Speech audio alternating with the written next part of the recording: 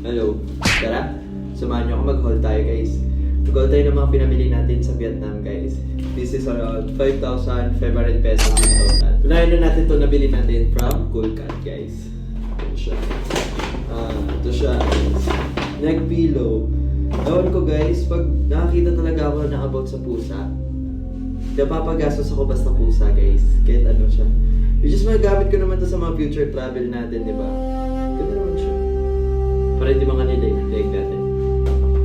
Total niya is 155 dong. In pesos siguro na siya, 350 pesos. Ganun. Ito naman siya is ano siya. 365 dong naman siya. Around, around 830 pesos. Look guys. Diba? Ang lakas makaputi niya guys ng kulay. Next tayo from Chinlight. Ano naman ito guys? T-shirt naman siya. T-shirt na wash. Super ganda. 380 dong. Siguro nasa ano siya? Nasa 870 pesos.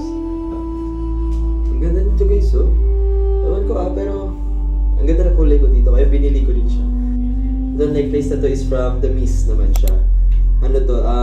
140 dong siya. Mga around siguro 240 pesos. Kulang siya nabili. Hindi siya nangangalawang. Siyempre, huwag mo na masyadong basahin. Diba? Ito naman next natin yung sa Untitled. Ano siya?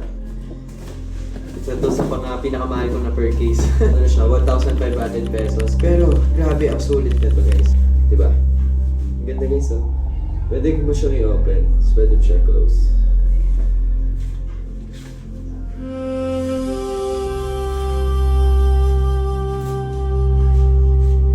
Kasi basahin ang pangalan nito eh.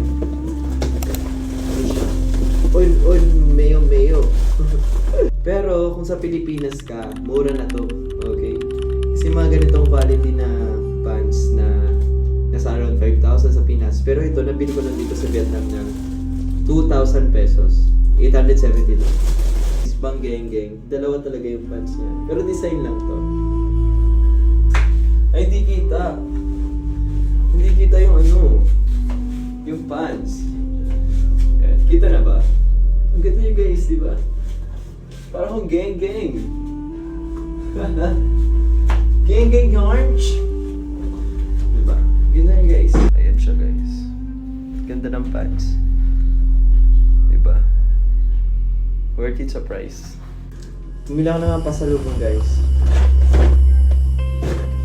Pero alam nyo ba guys, grabe ang mahal na mga souvenirs dito guys. Kaya isang magnet lang ang nabili ko. So sa mga friends ko dyan, agawan na lang kayo dito, paunahan na lang. Puro kape ang pinagbibili ko para sa mga pasalubong, diba? Sa mga kaibigan ko dyan, alam nyo na, paunahan na lang din ulit ha. So mga may magkape. So yeah, yun yung mga napamili ko dito sa Vietnam. So yeah, see you at the next country. Ano, tara, uwi na tayo.